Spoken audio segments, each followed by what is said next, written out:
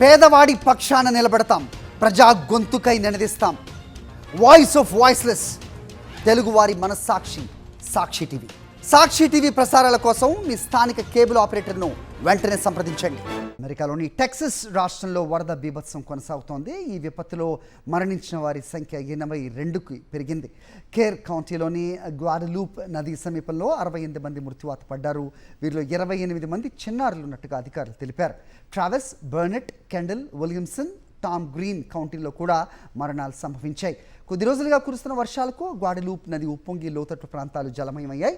తీరంలో ఉన్న సమ్మర్ క్యాంప్స్ను వరద ముంచెత్తింది. ఈ శిక్షణా శిబిరానికి సంబంధించిన 10 మంది బాలికలు, ఒక కౌన్సిలర్ ఆచూకీ ఇప్పటికీ తెలియరాలేదు. మొత్తంగా రాష్ట్ర వ్యాప్తంగా 41 మంది గల్లంతైనట్టుగా టెక్సస్ గవర్నర్ గ్రెగ్ అబాట్ వెల్లడించారు. వీరి కోసం పెద్ద ఎత్తున గాలింపు చర్యలు కొనసాగుతున్నాయి.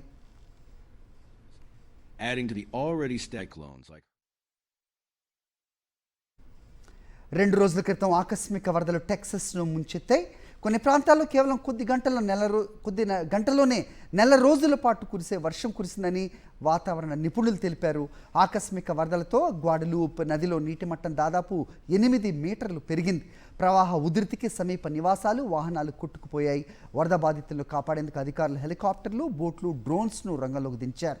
ఇప్పటి వరకు 850 మందిని కాపాడినట్లు వెల్లడించారు. వరద సహాయక చర్యలకు అందుబాటులో ఉన్న అన్ని వనరులను కూడా ట్రంప్ యంత్రాంగం ఉపయోగిస్తోందని తెలిపారు. అమెరికా హోంల్యాండ్ సెక్యూరిటీ విభాగం సెక్రటరీ క్రిస్టీ నోయం వచ్చే 48 గంటల్లో మరిన్ని ప్రాంతాల్లో భారీ వర్షాలు కురుస్తాయని వాతావరణ విభాగం హెచ్చరించడంతో అధికారులు మరింత అలర్ట్ అయ్యారు. సహాయక చర్యలు మరింత వేగవంతం చేశారు.